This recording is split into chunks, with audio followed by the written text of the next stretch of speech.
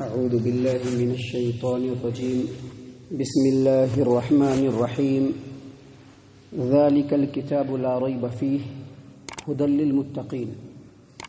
یہ کتاب ہے اللہ کی طرف سے نازل کی ہوئی جس میں کوئی شک نہیں ہے، اور یہ متقین اور پرہیزگار لوگوں کے لیے ہدایت ہے۔ معزز سامعین کرام، سورۃ البقرہ سورہ نمبر 2 آیت نمبر 2 آپ کے سامنے تلاوت کی گئی، اور اس آیت کریمہ کا ترجمہ بھی آپ کے سامنے پیش کیا گیا۔ معزز سامعین کرام، اللہ تبارک و تعالیٰ نے فرمایا ذالک الکتاب، یہ کتاب ہے، لا ریب فیہ، جس میں کوئی شک نہیں۔ یہاں پر الکتاب کا جو لفظ ہے الف لام کے ساتھ، الکتاب سے مراد قرآن کریم ہے۔ اللہ تبارک و تعالیٰ نے قرآن کریم کی طرف اشارہ کرتے ہوئے کہا ہے کہ یہ کتاب ہے لا ریب فیہ، جس میں کوئی شک نہیں۔ ریب کا مطلب ہوتا ہے شک، الکتاب کا مطلب قرآن کریم، ریب کا مطلب ہوتا ہے شک۔ امام سدی نے بہت سارے مفسرین سے، عبداللہ ابن عباس رضی اللہ عنہما سے، عبداللہ ابن مسعود رضی اللہ عنہ سے یہ تفسیر روایت کیا ہے کہ لا ریب کا مطلب ہوتا ہے لا شک، ریب کا مطلب شک، لا ریب فیہ مطلب لا شک فیہ۔ اور بالکل یہی تفسیر بہت سارے صحابہ کرام اور مفسرین کا ہے۔ اس کا مطلب یہ ہوا کہ اللہ تبارک و تعالیٰ نے جو یہ فرمایا کہ ذالک الکتاب لا ریب فیہ، یہ کتاب ہے جس میں کوئی شک نہیں، اس کا پورا معنی اور پورا مفہوم یہ ہوتا ہے کہ یہ جو قرآن کریم ہے یہ اللہ تبارک و تعالیٰ کی طرف سے نازل کی ہوئی ہے، اور اس میں کوئی شک نہیں۔ اس سے پہلے کے درس میں ہم نے آپ کو بتلایا تھا کہ جو حروف مقطعات ہے اس کو اللہ تبارک و تعالیٰ نے اسی لیے نازل کیا ہے تاکہ حروف مقطعات کے ذریعے سے تمام انسانوں کو چیلنج کر دیا جائے، جن کے دل میں بھی شک ہو، جن کے دل میں بھی اضطراب ہو، جن کے دل میں بھی بے چینی ہو، ان کے سامنے یہ بات بالکل واضح کر دیا جائے کہ یہ جو قرآن کریم ہے اللہ تبارک و تعالیٰ کی کتاب ہے۔ جیسا کہ اللہ تبارک و تعالیٰ نے قرآن کریم میں ایک اور جگہ پر سورہ الف لام میم سجدہ میں فرمایا الف لام میم تنزیل الکتاب لا ریب فیہ من رب العالمین۔ الف لام میم، یہ جو کتاب ہے، اس کتاب کا نازل ہونا اس میں کوئی شک نہیں ہے کہ یہ رب العالمین کی طرف سے۔ ایک بات یاد رکھیے، شک کہتے ہیں، شک کہتے ہیں ایسے جذبہ کو جو دل کے اندر ہوتا ہے، اس کے اندر اضطراب بھی ہوتی ہے، بے قراری بھی ہوتی ہے۔ مثال کے طور پر دیکھیے، جب اللہ تبارک و تعالیٰ نے اس قرآن کریم کو نازل کیا تو مکہ کے جو مشرکین تھے ان کے اندر اضطراب آ گیا، بے چینی آ گئی، وہ شک کرنے لگے۔ وہ شک کیسے کرتے تھے؟ وہ اللہ کے رسول صلی اللہ علیہ وسلم کو یہ فرماتے تھے، یہ کہتے تھے وہ لوگ کہ یہ جو قرآن کریم اللہ کے رسول صلی اللہ علیہ وسلم لوگوں کے سامنے پڑھ کے سناتے ہیں، یہ خود اپنے ہاتھوں سے لکھ کر کے لوگوں کو سناتے ہیں اور کہتے ہیں کہ یہ اللہ تبارک و تعالیٰ کی طرف سے۔ ایک بات یہ کہتے تھے۔ دوسری بات وہ لوگ کیا کہتے تھے کہ نہیں، یہ جو قرآن کریم محمد عربی صلی اللہ علیہ وسلم پڑھ کر کے لوگوں کے سامنے سناتے ہیں، دراصل یہ کسی عالم سے سیکھتے ہیں اور عالم سے سیکھنے کے بعد ہمارے سامنے بیان کرتے ہیں۔ سامعین کرام، اگر اتنی سی بات ہوتی تھی تو کوئی پرابلم نہیں تھا، یہ شک بھی نہیں ہوتا تھا، یہ ایک الزام ہوتا تھا۔ لیکن ان کے دل میں ایک اور جذبہ تھا۔ جذبہ کیا تھا کہ وہ لوگ آخرت کا انکار کرتے تھے۔ وہ لوگ یہ کہتے تھے کہ یہ جو زندگی ہے، زندگی گزاریں گے کھیل کود کر کے، کما کھا کر کے، جب مر جائیں گے تو ہمارے جسم مٹی کے اندر چلے جائیں گے، ہم سڑ گل جائیں گے، پھر دوبارہ زندہ نہیں کیے جائیں گے۔ لیکن اس قرآن کریم کے اندر جو اللہ تبارک و تعالیٰ نے دعوت پیش کیا ہے، جو آیات نازل فرمائے ہیں، ان آیات میں زیادہ تر اسی بات کی طرف زور دیا گیا ہے کہ انسان کو اس دنیا میں چپکے پیدا نہیں کیا گیا ہے، کھیل کود اور ہنسی مذاق کے لیے پیدا نہیں کیا گیا ہے، بلکہ اس دنیا میں اس لیے پیدا کیا گیا ہے کہ اس دنیا میں اللہ تبارک و تعالیٰ انسانوں کو آزمائے، اس کا امتحان لے، اور پھر جب انسان کو موت دے دیا جائے اور پورے انسان مر جائے تو پھر آخر میں ایک اور زندگی ہو جس میں اس دنیا کی زندگی کا پورا حساب لیا جائے۔ تو یہ جو عقیدہ قرآن کریم نے پیش کیا تو یہاں سے ان کے دل میں بے چینی شروع ہو گئی۔ بے چینی کیا شروع ہوئی کہ ہم لوگوں کا تو عقیدہ یہ ہے، لیکن اگر یہ قرآن جو دعوت دے رہا ہے اگر یہ سچ بات ہوئی تو پھر ہماری خیر نہیں۔ اسی کو شک کہتے ہیں۔ اللہ تبارک و تعالیٰ نے کہا کہ ذالک الکتاب، یہ جو کتاب ہے لا ریب فیہ، اللہ تبارک و تعالیٰ کی طرف سے نازل ہوا ہے، اس میں کوئی شک کی بات نہیں۔ بالکل کلیئر بات ہے کہ یہ جو قرآن کریم ہے یہ اللہ تبارک و تعالیٰ کی طرف سے نازل ہوئی،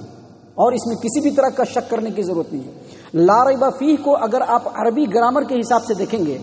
تو یہ جملہ فعلیہ اور خبریہ ہے، لا ریب فیہ، اس میں کوئی شک نہیں ہے، جملہ خبریہ ہے یہ، لا ریب فیہ یہ جملہ خبریہ ہے، لیکن دراصل یہ جملہ خبریہ نہیں ہے، بلکہ اللہ تبارک و تعالیٰ حکم دے رہا ہے، لا ریب فیہ،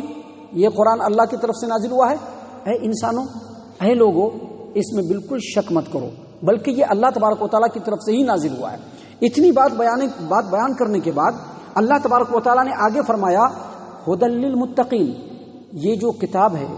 یہ متقین اور پرہیزگار لوگوں کے لیے ہدایت ہے، یہ جو کتاب ہے یہ متقین اور پرہیزگار لوگوں کے لیے ہدایت ہے۔ سب سے پہلے آپ یہاں پر ہدایت کا معنی لے لیجیے، ہدایت کس کو کہتے ہیں؟ ہدایت دو طریقے کی ہوتی ہے، ایک جو ہدایت ہوتی ہے وہ ایمان ہے جو انسان کے دل میں پیدا ہوتا ہے، جو انسان کے دل میں پیوست ہوتا ہے، جو انسان کے دل میں داخل ہوتا ہے، اور اس ایمان کو انسان کے دل میں داخل کرنا یہ صرف اللہ تبارک و تعالیٰ کے اختیار میں ہے اور کسی کے بھی اختیار میں نہیں ہے، اسی کو ہدایت کہتے ہیں، پہلی ہدایت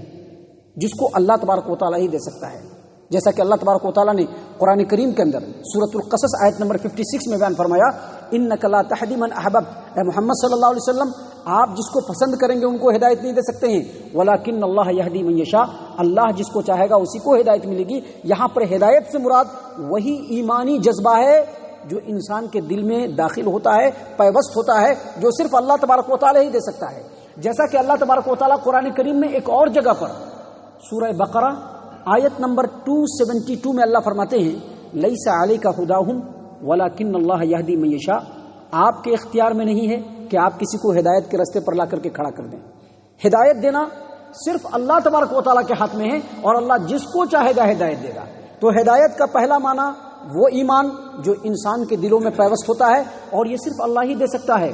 اور ہدایت کا ایک دوسرا معنی یہ ہے کہ لوگوں کے سامنے حق بیان کرنا، لوگوں کو سیدھے راستے کی رہنمائی کرنا، لوگوں کو گناہ اور برائی سے ہٹا کر کے جنت کے راستے پر لگانا، یہ بھی ہدایت ہے، اور یہ انبیاء علیہ الصلوۃ والسلام کا بھی کام تھا، اللہ تبارک و تعالیٰ کا بھی کام،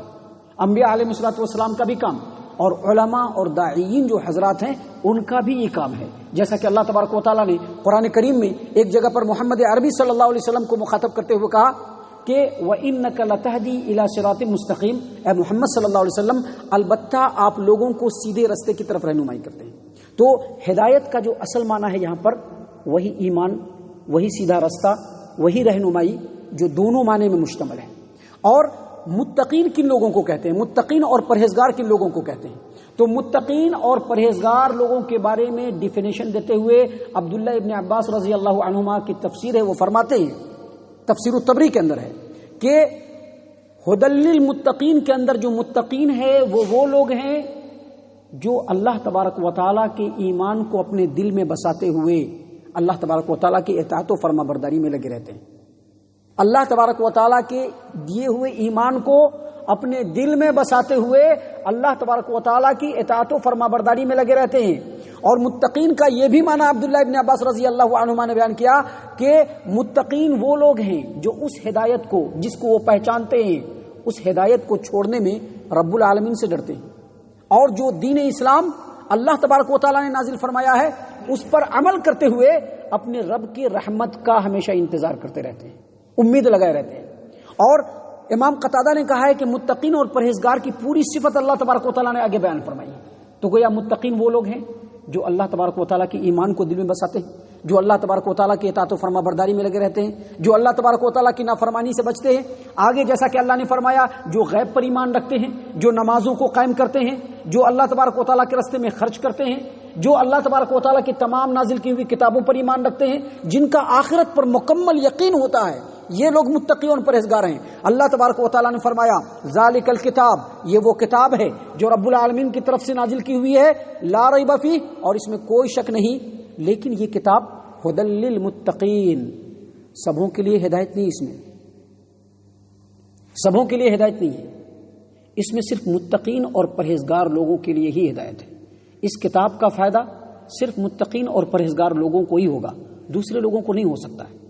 معزز سامعین کرام، اللہ تبارک و تعالیٰ نے قرآن کریم میں اس بات کو بڑی وضاحت سے کئی جگہ پہ بیان کیا ہے، جیسا کہ اللہ تبارک و تعالیٰ سورہ یونس آیت نمبر 57 میں بیان فرماتے ہیں، یا ایھا الناس قد جاءتکم موعظۃ من ربکم وشفاء لما فی الصدور وہدی ورحمۃ للمؤمنین۔ اللہ فرماتے ہیں کہ لوگو، تمہارے پاس تمہارے رب کی جانب سے نصیحت آ گئی ہے، ہدایت اور رحمت اور شفا یابی آ گئی ہے۔ جو ہدایت ہے اور رحمت ہے کن لوگوں کے لیے؟ ایمان والوں کے لیے۔ تو یہ متقین اور پرہیزگار لوگوں کو ہی فائدہ دے گا، دوسرے لوگوں کو فائدہ نہیں دے سکتا ہے۔ اس کو اگر آپ مثال سے سمجھنا چاہتے ہیں تو بہت ہی سمپل مثال ہے، جب ابھی تھوڑی دیر کے بعد سورج نکلے گا، سورج جب نکلے گا تو پوری دنیا کے اندر اجالا ہو جائے گا، تو اس اجالے سے فائدہ کون اٹھائیں گے؟ جن کے پاس آنکھ ہوں گی وہ۔ اندھے فائدہ نہیں اٹھا سکتے ہیں، کیونکہ اندھے کو ہمیشہ اندھیرا ہی رہے گا، اندھے کو کبھی بھی فائدہ نہیں ہو سکتا ہے۔ اس کو اگر اور دوسری مثال سے آپ سمجھنا چاہتے ہیں تو آپ اس طرح سے سمجھ سکتے ہیں کہ آسمان سے اللہ تبارک و تعالیٰ کے رحمت کی برکھا برستی ہے، اور وہ رحمت کی برکھا تمام زمین کے ٹکڑوں پر برستی ہے، لیکن اللہ تبارک و تعالیٰ کی طرف سے جو بارش برستی ہے اس سے تمام زمینوں کو فائدہ نہیں ہوتا ہے، بلکہ جو زرخیز زمین ہوتی ہے جس کے اندر اس پانی کو جذب کرنے کی صلاحیت ہوتی ہے، بس وہی زمین اس پانی سے سیراب ہوتا ہے، سرسبز و شاداب ہوتا ہے، اسی زمین میں ہریالی آتی ہے، پتھریلی زمین پہ نہیں آتی ہے۔ اسی طرح سے اس کو اگر آپ اور اچھی طریقے سے سمجھنا چاہتے ہیں تو ایک عالم، ایک مقرر، ایک داعی اگر کسی بڑے مجمع میں بیان کر رہا ہو تو وہ بہت ہی ساری ہدایت کی باتیں، بہت سارے علم کی باتیں تمام لوگوں کو بتلاتا ہے، لیکن سبھی لوگ اس سے یکساں فائدہ نہیں اٹھا پاتے ہیں۔ کچھ زیادہ فائدہ اٹھاتے ہیں، کچھ کم فائدہ اٹھاتے ہیں، اور کچھ ایسے بد نصیب بھی ہوتے ہیں جن کو کچھ بھی فائدہ نہیں ہوتا ہے۔ تو اللہ تبارک و تعالیٰ نے اسی بات کو یہاں پر بیان کیا ہے کہ ذالک الکتاب لا ریب فیہ، یہ کتاب ہے جو اللہ تبارک و تعالیٰ کی طرف سے نازل کی ہوئی ہے، جس میں کوئی شک نہیں ہے، اور یہ متقین پرہیزگار لوگوں کو ہی رہنمائی کرتا ہے، دوسرے لوگوں کو اس سے فائدہ نہیں ہو سکتا ہے۔ ان تمام باتوں کا خلاصہ یہ ہوا کہ اگر اس کتاب سے ہم کو فائدہ اٹھانا ہے تو ہمارے لیے ضروری ہے کہ ہم لوگ سب سے پہلے اپنے ایمان کو مضبوط کریں، ایمان کے اوپر ثابت قدم ہو، ایمان کے جو تقاضے ہیں اس کو پورا کریں، نمازوں کو قائم کریں، زکوٰۃ ادا کریں، اللہ کے راستے میں خرچ کریں، اللہ تبارک و تعالیٰ نے جو کتابیں نازل فرمائی اس پر ایمان لائیں، اور ساتھ ہی ساتھ ہمارا یقین مکمل آخرت پر ہونا چاہیے کہ ہم اس دنیا کی زندگی میں چھوٹا سے چھوٹا عمل بھی کریں گے، کل قیامت کے دن اس کا اللہ کے بارگاہ میں جواب دینا ہے۔ یہ یقین مکمل کرتے ہوئے اپنے تقویٰ کو ہم جتنا بڑھاتے جائیں گے، جتنا اللہ کی فرما برداری میں بڑھتے جائیں گے، جتنا اللہ تبارک و تعالیٰ کے منع کی ہوئی چیزوں سے رکتے جائیں گے، اس کتاب سے ہم کو اتنا ہی فائدہ ہوگا۔ اللہ تبارک و تعالیٰ سے دعا ہے کہ اللہ تبارک و تعالیٰ ہم تمام کو ان تمام باتوں کے اوپر غور و فکر اور تدبر کرنے کی توفیق عنایت فرمائے، ہم تمام کو ہمارا رب صحیح معنوں میں مومن اور مسلمان بنائے، اللہ تبارک و تعالیٰ متقین اور پرہیزگار لوگوں کے صف میں ہم تمام کو شامل فرمائے، اللہ تعالیٰ اپنی اس کتاب کے معانی اور مفہوم اور احکام پر